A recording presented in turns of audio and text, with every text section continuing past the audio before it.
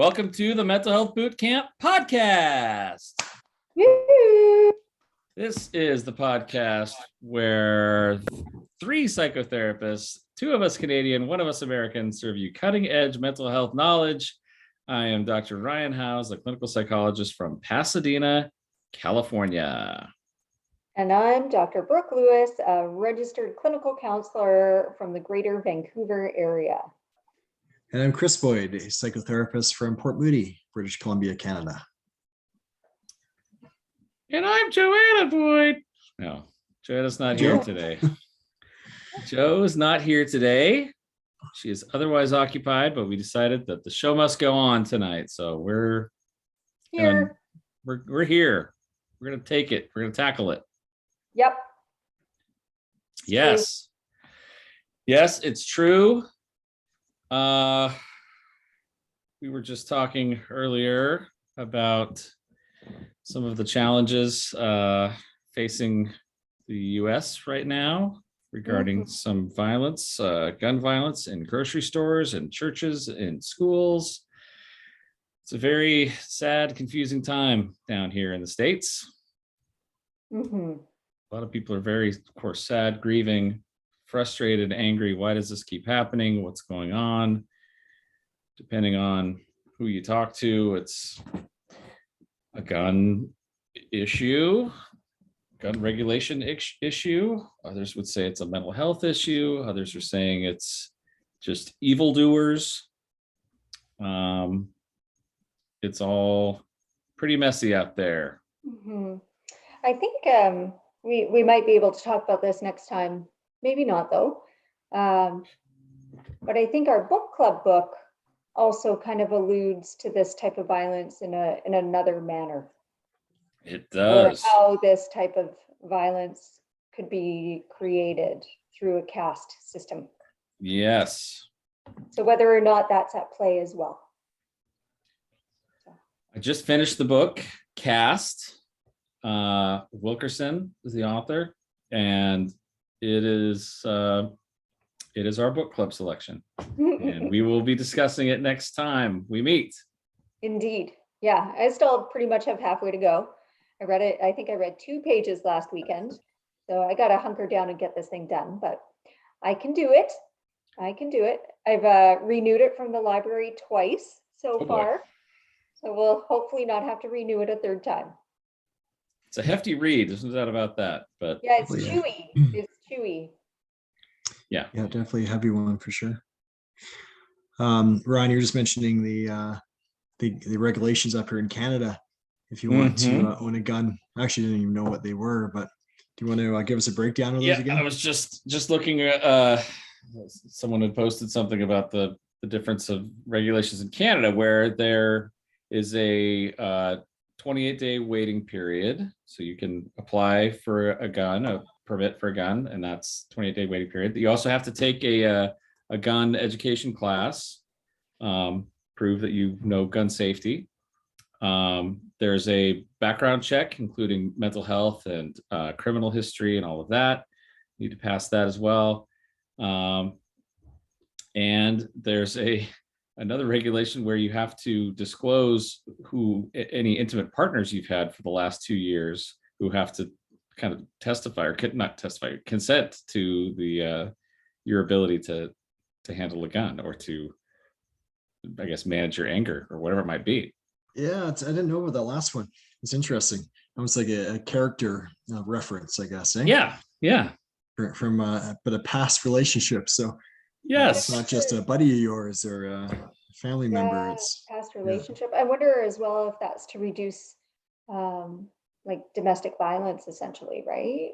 Obviously, to say, hey, I don't feel safe if this person carries a firearm. Right. Which I think that's brilliant, actually. Yeah. You know, if you have a history of violence, then I don't think that should qualify you to have a firearm, right? Yeah, especially in the mental health component as well. Mm-hmm.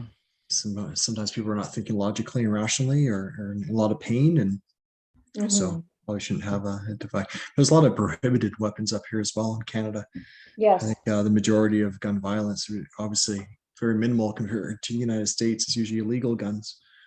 It's a little easier for the police to hopefully track those down and confiscate them because people don't have permits for them. Yeah. But, Yeah. Yeah. Well, with yeah, that, that's a but the yeah, big week though. Obviously, what happened down south, and my goodness, it really hit people close to home. Just the whole narrative. You know, you drop your kids off at school in the morning, and you know, you think they're going to be safe. So I know we saw little Lily on our podcast a while ago, and I know my sister and brother-in-law, I was talking to my sister yesterday, and they felt extremely upset by what had happened there. So we got a lot of people up here also, of course, impacted by the violence. yes. Yeah, I'm sure it's probably widespread, the concern, but I mean, here in the States where guns outnumber people, I think it's a real nail biter down here. What are we going to do about this problem? Let's do it quickly. Hopefully something can happen down there, but I know there's a lot to it. Yeah, there's no simple solution, No, that's for sure. But there's any steps are good steps. Yes. Because this creates so much fear, right? And if kids can't feel safe at school, then my goodness, that's a big issue, big problem. Yeah, it's true. And as I was talking to my kids about this a couple days ago, and talking about their preparedness and how they do have active shooter drills in their schools Wow. regularly, and like, okay, here's where you line up, here's where you go. And for my kids, this is what they've known their whole lives. This is just one of the things they do. Okay, we have PE, we have art class, we have shooter drill, and then we have lunch. I mean, it's just a regular thing. And just to see my kids kind of like, oh yeah, there's this really cool hiding place back in the back. Like, it's just so normalized for them. Interesting. It breaks my heart. Yeah. My goodness. Yeah. Our our minds are designed to seek out harm and danger, and there's a lot of it. To seek out, to be aware of, to be alerted to, right? To be aware of, yeah. Yeah. We just we have that negativity bias. We very sensitive to potential harm and danger. So many things happening right now in this world. So adding the multiple shootings to it is increasing that level of fear and anxiety, no doubt. Exactly. And beware of monkeypox as well. Add that to the mix, eh? Jeez. What's going on? Well, more than ever, we need the Mental Health Boot Camp podcast. Here we are to help ease some of the anxieties, perhaps. To uplift our spirits. Hooray. Hooray. Indeed. Kind of feels like an uphill battle sometimes. Yeah, it does.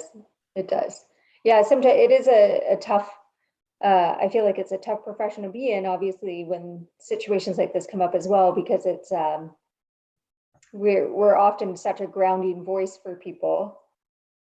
But at the same time, we are able to share when normalize and validate that, yeah, that's scary for me too, right? Yeah. Having that human interaction opposed to counselor interaction. But yeah, I feel like a lot of clients turn to therapists as for grounding in these moments, and sometimes it can be a lot to hold. Absolutely. It's a challenge. Occasionally, we've talked about this. A reporter might reach out to me and say, "Hey, we're doing an article on how to overcome pandemic stress, or how to overcome your fears of shootings, gun violence, whatever it might be." And they'll say, "Okay, we just need like a couple sentences. Just tell us how could people overcome their the burnout caused by 2 years of pandemic." Okay, go. I'm like, Go to therapy.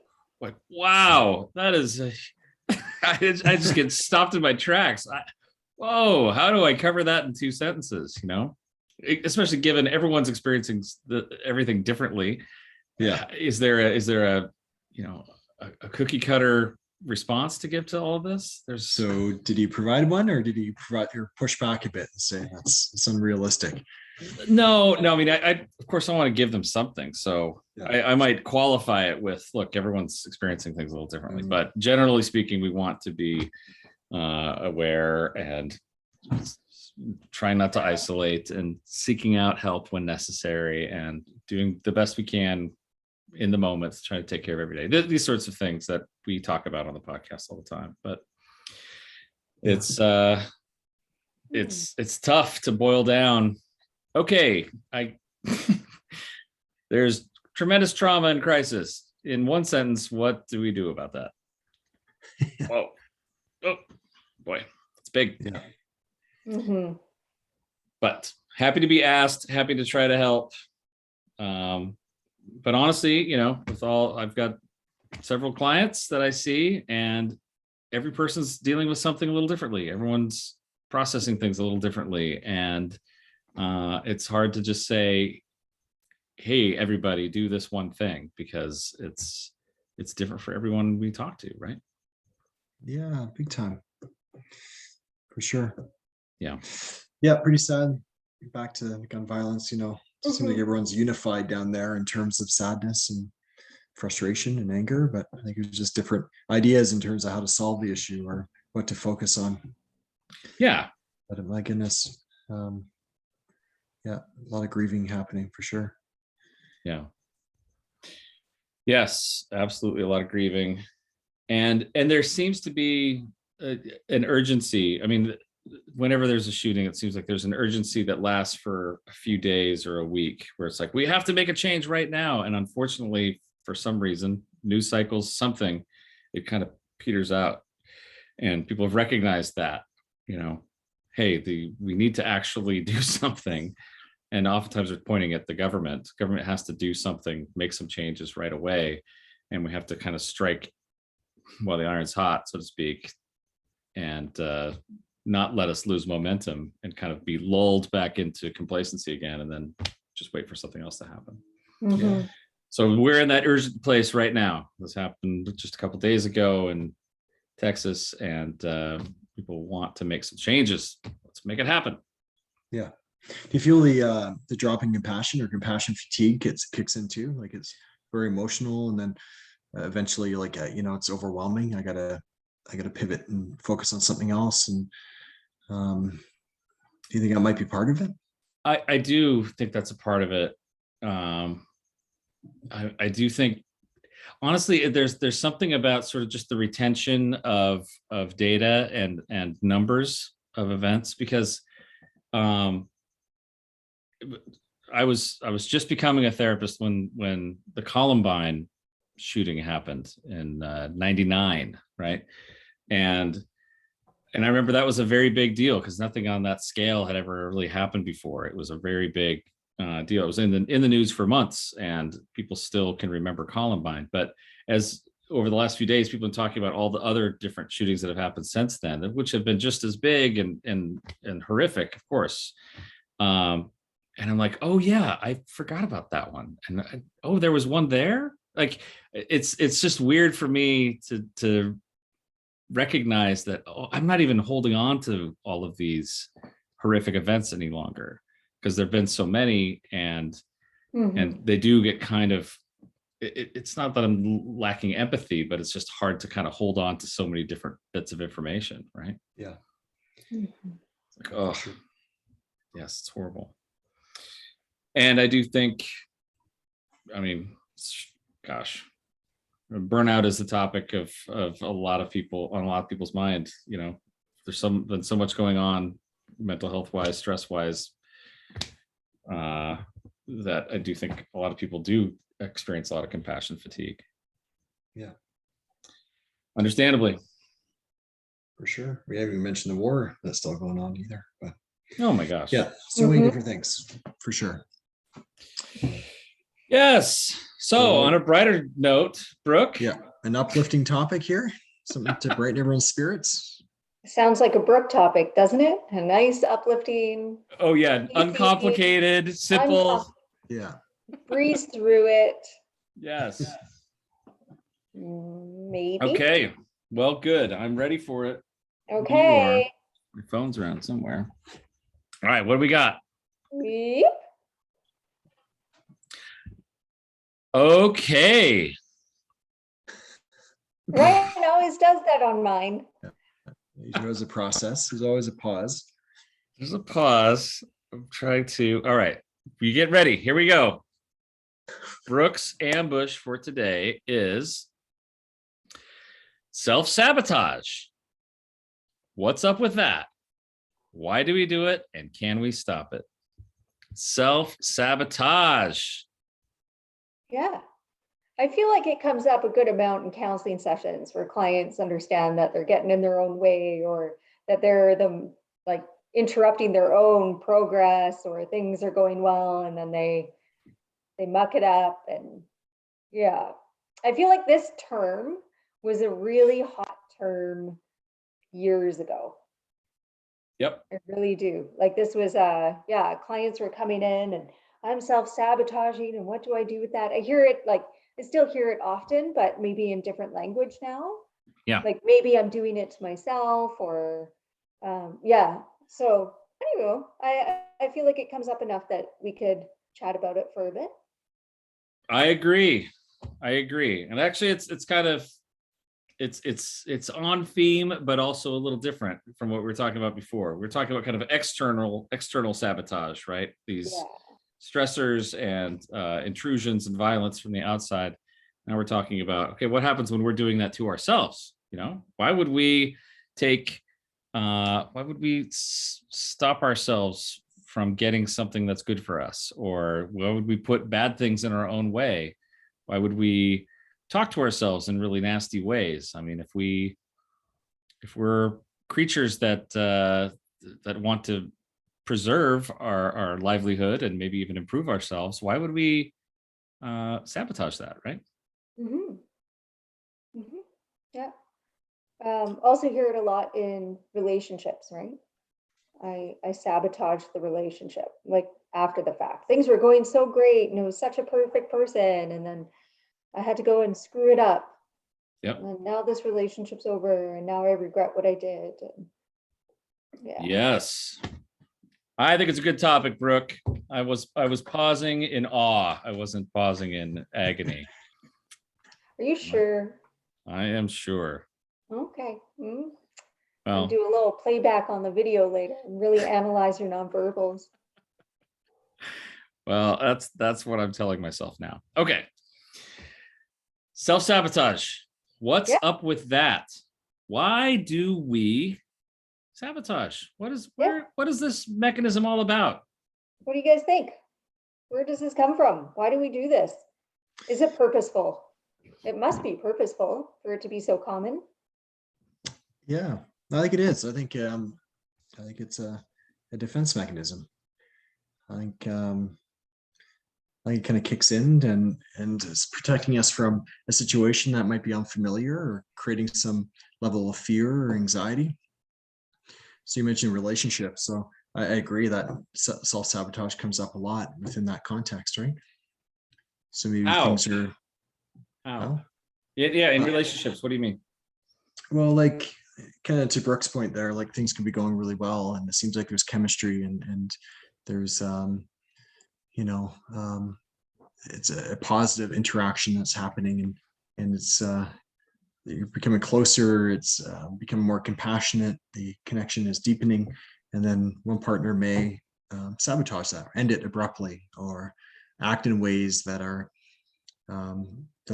kind of unusual or chaotic, that are kind of detrimental to that relationship, making it, Yeah, becoming more irritable or upset with that person for normally things that wouldn't be such a big deal, or pushing boundaries, pushing limits, just to kind of get under the skin of the other person, push them away, doing behaviors to push the other person away. Yeah, that's a good way of putting it, for sure. I will contest one thing that you talked about the purposeful or like intentional piece to that. I would say that I don't think that people are often aware of their self-sabotage, meaning they're not saying, I've got a really good thing going here. I think I'll screw it up because I want to deprive myself of this good thing. I don't think they're that aware of the self-sabotage. I think they might be aware that they're doing that in the moment, but sometimes it takes a bit of insight, a little self-reflection to realize, oh, you know what? I'm actually afraid of. I'm gonna destroy this relationship now so that my partner doesn't leave me. You know, I mean, there's some bits of that like they're not. That's maybe not at the surface, but they end up doing that. Like, yeah, for sure. But back to the whole idea of fear, like you fear abandonment, or you fear developing stronger connections and then it not working out, right? So it may stem from an early relationship or some kind of connection in your life where maybe you had that closeness with someone and it was jeopardized by the other person's actions, right? And it was devastating for you. So instead you're like, no, I'm going to push this person away before I get hurt again, right? So I think that's where often self-sabotage comes in. Like things are going really well, but then it starts to get a little more serious. And that's where one partner might get, or both partners, who knows, might get a little freaked out by that, right? So I think the nervous system kind of kicks in, and that's where that whole idea of that defense mechanism's there, saying, hey, push this person away, protect yourself. You don't want to get hurt on a deeper level. And do you think that would then transfer over to other situations? So, for example, persons who are sabotaging themselves for career growth or health goals, going to bed. Like, I have so many clients that struggle with going to bed at a reasonable hour. And that inner dialogue of like, I know I just have to do it, and just kind of having a hard time parenting themselves to say, let's do this bedtime routine, and I know what I need to do, and I have this plan, and they might do it for a few days, and then they say, oh no, I'm just gonna watch, this one more episode that turns into the one more episode, or get thrown off, and now there's a resistance to change. Like in some regard, like, do you think that would qualify as self-sabotage? Because that client would be getting in their own way to achieve their health goal, right? Or whether that's eating healthier or exercise or success. I think fearing financial success is a big one as well. I was just going to bring that up. I think two big culprits here are fear of failure and fear of success. Fear of failure being, oh, there's a good job, I could apply for it. And in the back of your mind, you're thinking, I don't think I'll be able to get it though. And that would feel too painful to be rejected. So I just won't apply. And then you avoid that fear of failure sabotages you, right? And then, but the fear of success, which I don't think we talk about enough, and I think it's a pretty big deal in people's lives, which is, okay, I might apply for that job, I might get that job, and then I'd actually have to do that job. And that could be a big disruption in my life. That could be, I could have to perform at a high level. People might be watching me. I'd have to live up to expectations. And that might feel pretty stressful too. I mean, there could be a failure component to that. But like, what if I succeed? What if I actually have this healthy relationship that I've been dreaming of for all these years?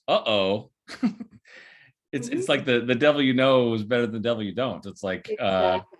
If I get the thing, what's that even going to be like? Yeah. And that's uncomfortable in itself. How about in terms of the relationship again? Familiarity leads to a sense of safety and security. So sometimes you have folks who grew up in maybe an unhealthy home, and the chaos that you experience from your parents becomes the norm, right? So even though it's unhealthy, it's familiar, and that leads to a sense of safety and security because you're used to it. You're aware of that, right? So I know who to be. I know who to be in this situation, right? Yeah, I know who to be in a chaotic, conflict rich environment. I know who to be there. Absolutely. So when things are going well, and it's like, holy, is actually really healthy communication and connection with someone, sometimes people get freaked out because it's unfamiliar to them, right? Yeah. So they sabotage it because they're used to that chaos. That's right. That's right. Yeah. I'm going to throw out another one from personal history here. Did you guys have to take like a standardized test to get into college? Like We- the we- After GRE high or- school? Out of high school. So we had to take the SATs. Did you guys Oh, have the SATs. SATs? No. Okay. It's more of an American thing. So It's yeah, if you want to get into definitely- an American university, you have to do the SATs. And Mhm. I think it's pretty, since the pandemic, I think they've abolished the SATs down here, which is pretty nice, actually.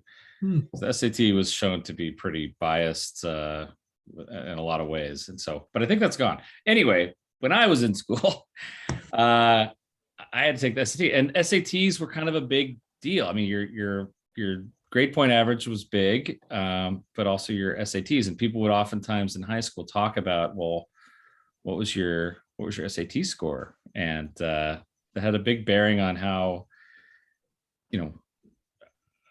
how attractive you were to different colleges, to competitive colleges. And but it was also a little bit of a bragging thing for people, like, oh, my score was this. People equated that with intelligence, which is not true. And that oftentimes gets equated with someone's worth and value, which is really sad. But back to the SAT story. So I was a junior in high school, and I was going to take my SAT, and it was scary to me. This whole idea of taking the SAT. I think my older brother did pretty well on his SATs. I had some friends who did pretty well, and the pressure of that felt pretty heavy. I didn't realize this until a few years later, but the night before, the SAT was going to take place on Saturday morning, and it was a Friday night, and some friends were saying, hey, let's go hang out. And I was thinking, gosh, I should really stay at home, get a good night's rest, do last minute studying for the SAT. But I didn't. I said, forget it. I'm going to go out and hang out with my friends. Woo! We're going to go hang out and be crazy all night. We hang out until way too late. I went into the test the next morning, really tired, and I didn't do very well on the SAT. But I could tell myself afterwards, I didn't do very well because I didn't get much rest the night before. I didn't really prepare all that well. And this was something that a realization I came to several years later as I was exploring this very topic. I realized I sabotaged myself as a protection for myself. I didn't want to try my hardest and then realize it still wasn't a very good score. Or, I put my best foot forward and it still wasn't good enough. So I gave myself this buffer of I sabotaged myself. I didn't really, I wasn't really prepared. And that's why I got the bad score. Mhm. It's a great example. Yeah. Yeah. Yeah, sometimes I see that with the siblings, right? If there's the older sibling who's just rocking it, like excelling in all the different ways, sometimes the younger sibling that's a lot to live up to. You don't want to feel like a failure, so that you go the other direction. Yeah. You know what? I'm just going to carve my own path. I'm not even going to try to engage in those more positive outlets, But no, that's a really good example, though. It's interesting that kind of naturally happened, and it kind of gave you that out. It gave me an out. That's right. That's the moral of the story is sometimes self-sabotage gives you an out. And the follow-up to that story is you can actually take the SAT many times if you want to. I took it again later and actually did prepare and did better. So that was it was a good story there. But that first time, I felt like I needed to throw myself under the bus and underperform because I was kind of scared of it. Yeah, fear. So did you get an SAT higher than your brother's score, or what? About equal to his score. Equal. Oh, good. So that was good enough. Yeah. That was good enough. And I know enough now about standardized tests to know that doesn't really mean much anyway, other than how much you prepare for that test. So we could get into standardized tests another time. But the point is that I think that there are there's something that's conscious about it. There's a lot that's unconscious about it. but it really is all based, I believe a lot of it's based in fear. Fear of success, fear of failure, fear of change, fear of really knowing the truth. How good am I really at this one thing? And yeah, it trips us up oftentimes. What about self-sabotage for the benefit of others? Like, I had a client once who was very bright, but would self-sabotage a bit or downplay their abilities because they didn't want to get more positive attention than their siblings or something like that, right? If that kind of makes sense. Like a humility sort of a. Yeah. It was like, didn't want that attention or didn't want that gratification or want to give someone else a boost. So, I'm going to throw this game or throw this card game, whatever it might be, just to help the other person out. You're self-sabotaging yourself so someone else feels better about themselves. But it's a conscious choice, that one. Yeah. Does that fit or? I think that sounds like Canada to me. Oh, no, you go first. Oh, no, you're fine. You did great. You're I had one of those Canadian standoffs in the grocery store the other day. No, you go. No, you go. No, you go. Okay. Yeah. It happens, Ryan. It happens often. I hope you get into a Canadian standoff when you come visit in a little while. That's what you call it, a Canadian standoff? Like, no, you. No, please, you go. No, you go. No, you go. No, you go. Yeah, it really takes a little clogs up the while, and person. then someone goes, okay. Yeah, if you insist. Yeah. I was thinking about that recently driving one of my kids to school and like four-way stops. I don't know if they're the same there, but four-way stops, everyone kind of shows up at the same time. And, you're supposed to kind of go in the order that you show up to the stop or whatever. Or the right of way. Or the right of way, right. Yeah. But I've noticed an uptick in people waving, like you go, waving that thing. But to me, it doesn't always feel polite. It's not like, oh no, you go right ahead. It feels more like a control thing. You go and then I'll go, right? I'm being nice. You get going. You go first. It's an American standoff where it's more aggressive and like controlling, right? Yeah, we do some waving here too, but I think it's more Canadian of like, oh, you first. Oh, no, you first. Yeah. Oh, okay, thanks. You blow kisses and give the queen wave like this. You go. Come this way. Here we go.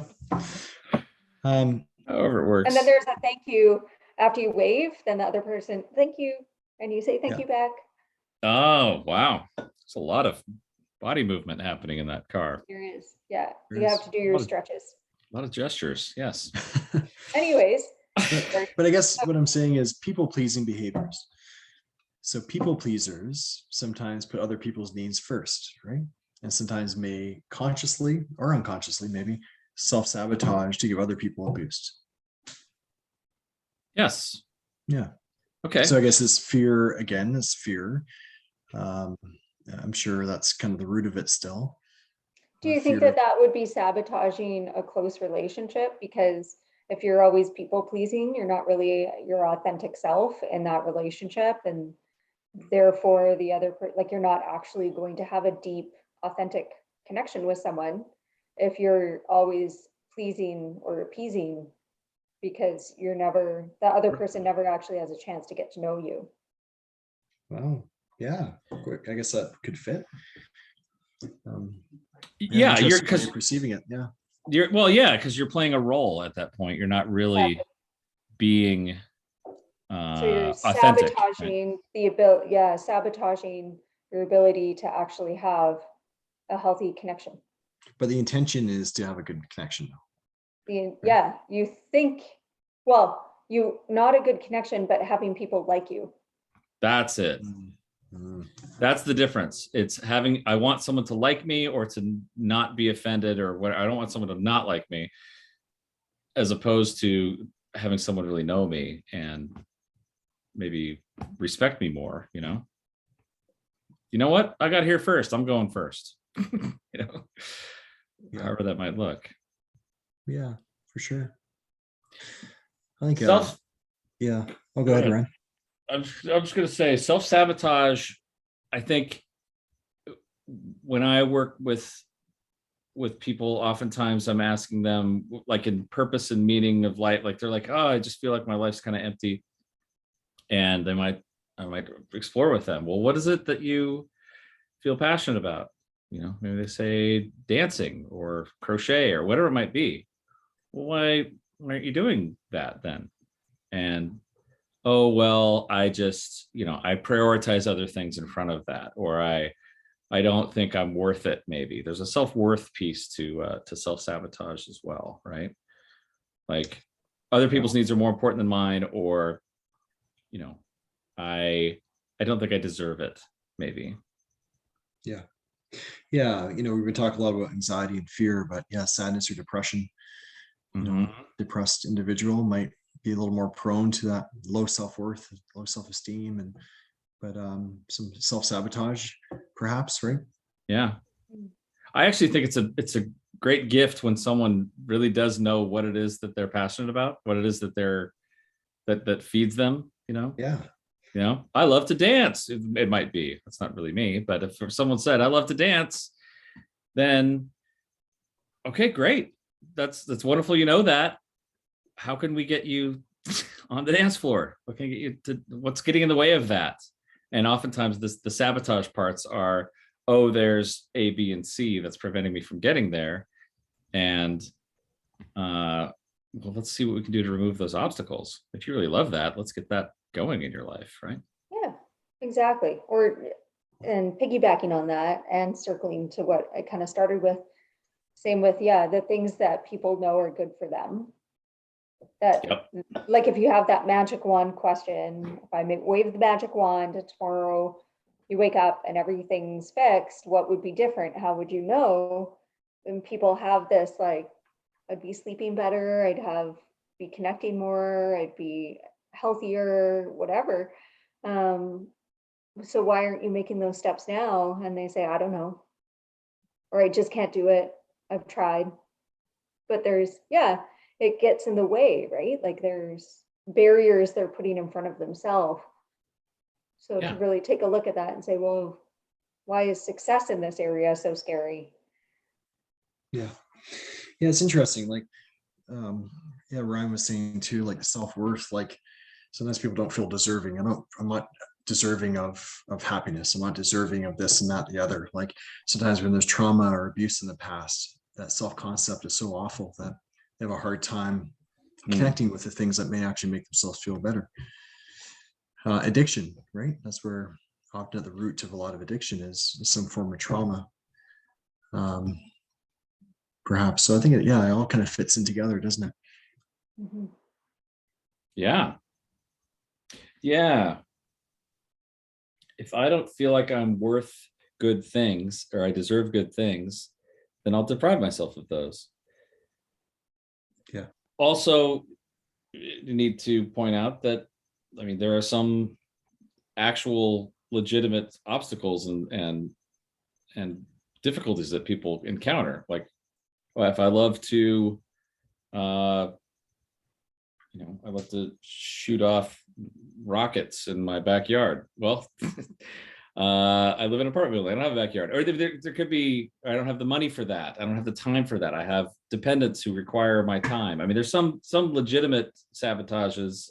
They're not even a sabotage. There's obstacles that get in people's way that they might not be able to enjoy their passions. Sure. And we need to acknowledge that as well. But if it's something that's possible and you're not allowing yourself to have that, that's where the self-sabotage comes in. Mm-hmm. Mm-hmm. I feel like sometimes as a therapist, I know it's self-sabotage when I feel like hitting my head against the wall, if Yeah, that makes any sense. Where I'm say like, more. here we go, like, why are we not gaining any traction? Like, we've set goals, we're doing the things, and it just circles and progress doesn't get made, change doesn't take place.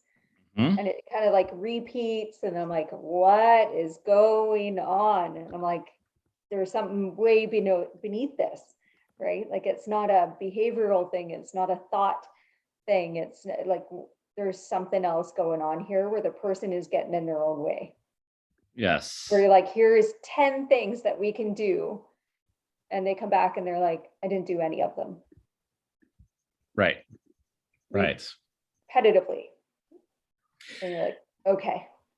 And that to me often is like, what's happening that you're getting in your own way, because I'm feeling it. I'm feeling that you're in my way. Like, what's happening here? Yes.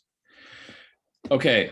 This brings me to a very psychological little mini lecture here on one of the defense mechanisms. I think is one of the most interesting ones that Freud brought up is called repetition compulsion, right? And repetition compulsion is where a person will repeat a scenario in their life over and over again, and it's for a variety of reasons. So let's say that you grew up, um, and your mother, we'll say if it's a young boy, a heterosexual boy whose mother is always absent and never quite giving enough to him. As he grows up, he might choose dating partners who are also absent and never quite able to give enough to him. And might find himself going, why is this happening again and again? You know, she favors her job over our relationship, or she's in jail and I can't ever get enough time with her, or there's something there that's preventing us from getting enough. And Freud would point to this idea of repetition compulsion, which is how we kind of recreate similar scenarios from our lives and repeat them over and over again. And the idea of that is that it's an attempt at mastery. It's an attempt at trying to get a different outcome to the same story. I'm going to choose an unavailable partner and try to make them available because I couldn't do that with mom in the first place. Right. And so now I feel like it's like unfinished business, and it's like a record that keeps skipping over and over. It's replaying the same part over and over again. And I have to try to find a resolution to this problem, which is, have you guys heard of that concept before? Yeah, for sure. Oh, Yeah. absolutely. Yeah. And definitely have a handful of clients where that's going on and they're aware of it. And one of which is she picked up on it without me having to point it out. Like, she was like, wait a minute, because it was a relationship pattern repeat from like a very unhealthy, like emotionally traumatic experience with her first relationship. And then the pattern set, so every relationship since then, and now she's, it's been 20 years since that first relationship, but she picked up on it when we started talking about relationship history, and she went, whoa, bing. Wow. That's what I'm doing. I'm like, yeah, good. I'm glad she was able to connect the dots. So now she's fully aware. So she kind of jokes with herself when she's entering into the pattern, because she's like, I think I'm entering into this, but I know I'm entering into this, and I think I'm just going to do it anyway. I'm like, all right, well, at least you know what you're doing. And that's what awareness gives you, is a choice, right? You can at least say, I know I'm doing this and I'll choose to do it. Or maybe I know I'm doing this again. I'm seeking out an unavailable partner, and I'm not going to do this again. I mean, this is not serving me. So I'm going to cut it off at this point and stop self-sabotaging, right? Yeah. Yeah, I guess trying to make the unconscious conscious through awareness of those patterns, because it can happen so quickly, right? But I still think the repetition piece has to do with, you're growing up, and when the brain is still developing in some key ways, this is what's familiar to you, right? The dynamic there with your parents. So in your mind, this is normalized. I think you're kind of drawn to that because it's familiar, and maybe again back to that sense of safety and security, perhaps. Yeah. But I think that kind of plays a bit of a role in that too. It just feels normal, oddly enough, even though it's unhealthy, right? Yeah. I've heard the same thing from children of alcoholics who can say, often if they've been in Al-Anon or some program for a while, they're able to identify the fact that, if they grew up with an alcoholic parent, they can oftentimes walk into a room and kind of spot the alcoholic and feel drawn to them because that feels familiar. And again, maybe there's a repetition compulsion there where it's like, oh, I want to get the attention of an alcoholic and not have it be that kind of relationship, or have them not be alcoholic anymore, something like that. Or get their approval, perhaps. Or, Mm-hmm. All the needs that were unmet. Yeah. yeah. Mm. Yeah. Interesting stuff. And then It I is. think clients as well, in another relationship dynamic, in the therapeutic relationship. Clients who try and unconsciously, they might be sabotaging the therapy process. Say more, Brooke. That's interesting.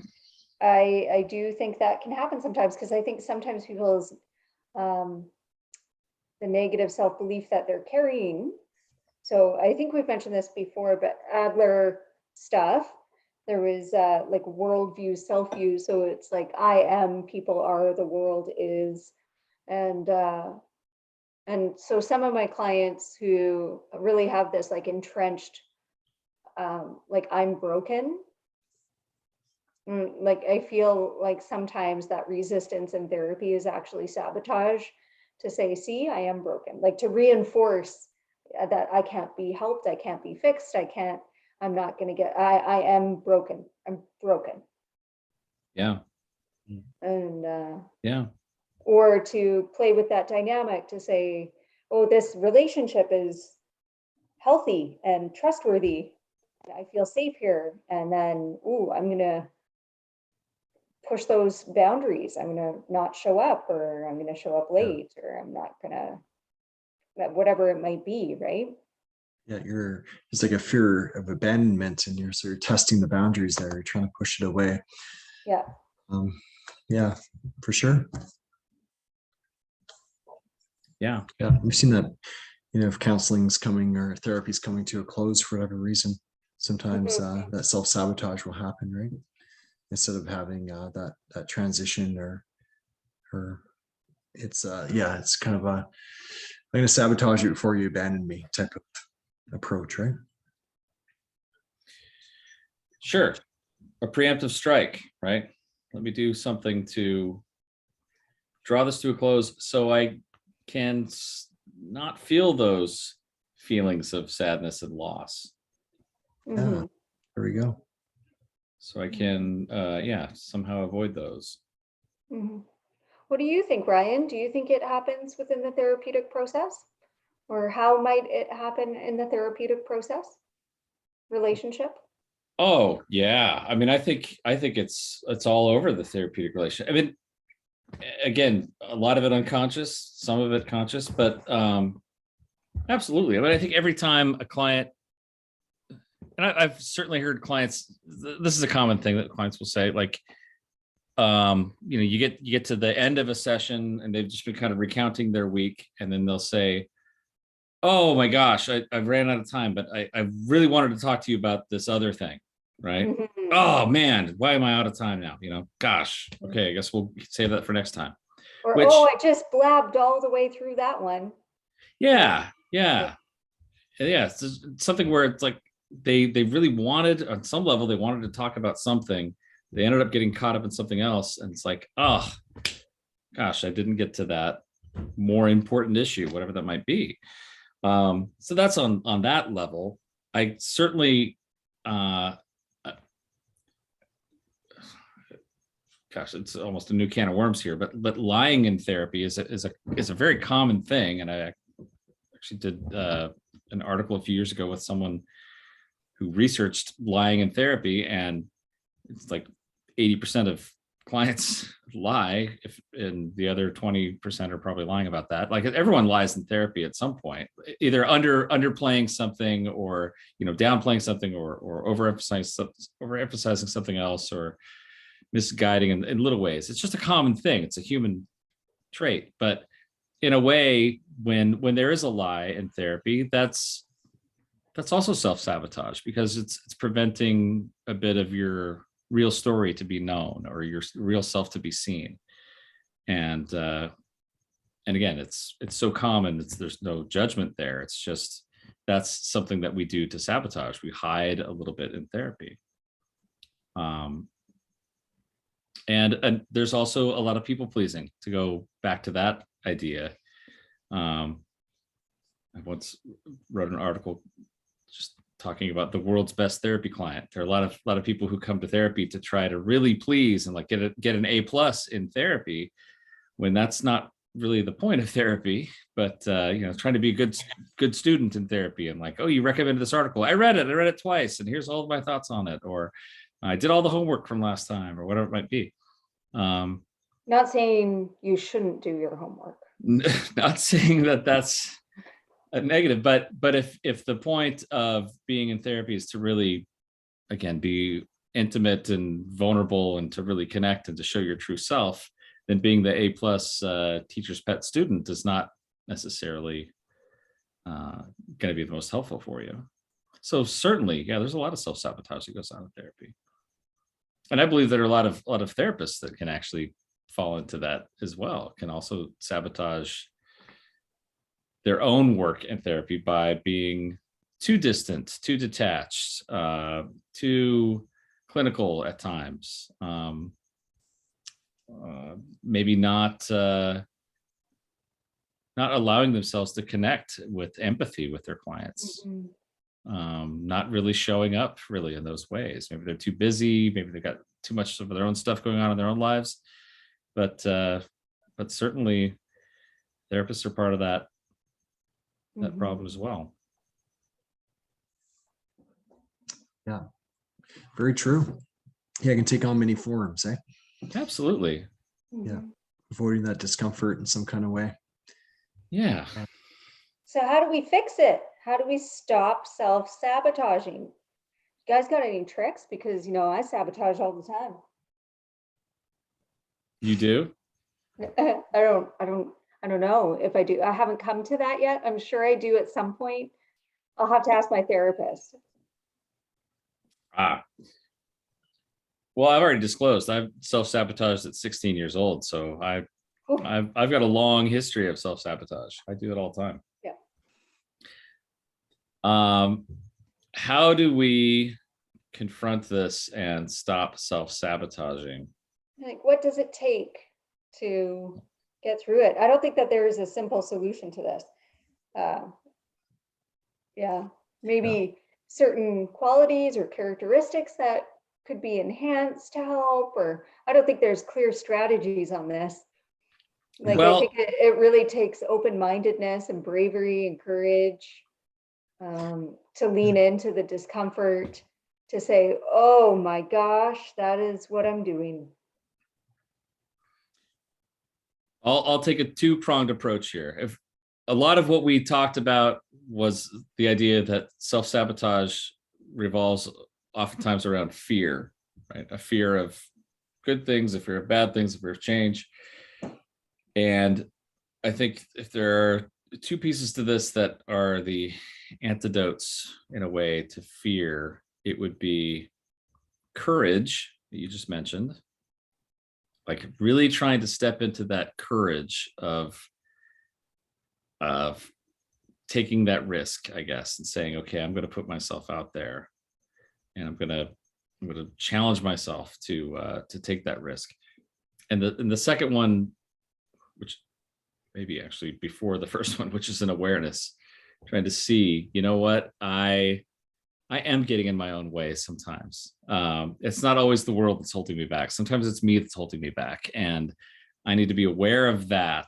Is this a me problem or a world problem?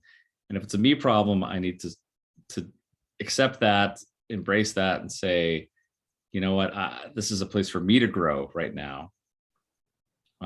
The world didn't keep me out all night the night before my SATs. It was me that did that. I was the one who was afraid, and I needed to take responsibility for that and say, all right, I'm gonna face that fear and step into that with courage next time. Yeah, interesting. Yeah, no, I like that a lot. It reminds me of course, good old Viktor Frankl, between a stimulus and response, there's a space. And that space is our freedom to choose a response. Response lies our growth and freedom. But yeah, awareness is so key. But I like how you broke down awareness. There's different components to that, right? It's awareness of the pattern, reflecting on maybe why that pattern is there. We also mentioned ownership, like having autonomy over that, not externalizing, which I think is a big part of it too. And that willingness to say, hey, I want this. I want to make some changes here. This is holding me back. I'm going to step into that discomfort, kind of calm the body, shift the mind, and not react the way I typically do. I'm going to respond a little differently. And it's going to be tough at first, of course, but that discomfort is going to pay off. Yeah. So I like that. Curiosity as well, being okay to say, what would happen if I did this differently? What would happen, right? Ties into that leaning into the fear and the discomfort, but being open to observe. So if I stop being snarky at my partner, I wonder what will happen. Yeah. But even like the openness to receive feedback from others. If you have the ability to connect with a therapist or counselor, they can help with that process, but you might not have that ability. So you may have to actually be open to receiving feedback from others. So if someone says, hey, they say, I noticed that you've been doing this, often you might react in a pretty intensive way to that. But if you're open to it, and then that could open up some avenues of change. Absolutely. Yeah, but it takes courage to be vulnerable and open to other people's feedback. Sure does. Receiving feedback is a skill, for sure. Yeah. Seeking help is a skill. Just anyone who comes to therapy in the first place, that's a major courageous moment right there for them to say, yeah, I'm willing to open up and ask for some help. It's a big deal. Yeah. So anyone willing to do that, I'm in favor of that. Yeah, big time. Yeah, may take some work. These patterns might be very ingrained, very habitual. Yeah, it's true. That is true. Brooke, did we answer your question? I think so. I'm going to reiterate the fact that I think this was a very good topic. Are you sure? Yeah, Okay. I mean it. Look at my facial expressions. I'm being very authentic right now. Yes. People who are authentic don't have to say they're authentic, Ryan. Well, I was called into question before, and I just want to clarify that yes. It's like how your authenticity involves some hand movements. This. Yes. I typically respond better with hand movements, so thank you. It worked. It did. I was like, oh, I'm buying into this. Ryan's cheerful. According to my jazz hands, this is a good topic. That's it. That's it. Well, great. So we will we'll put this topic to bed.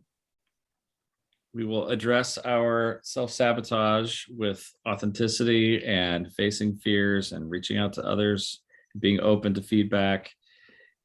And next time we meet, we'll be talking about this book. Yeah. Which will be a lot of fun to talk about caste. Yes. And we will maybe try and think about another book. Yes. So that we can announce it next time. Exactly. We will do all of those things. But for now, we will say good night and goodbye and fare thee well. And so that's it, everybody. Good night, everybody. Bye-bye. Thanks. See Good night. See you Ciao, all Bella. later. Have a good night. Bye-bye.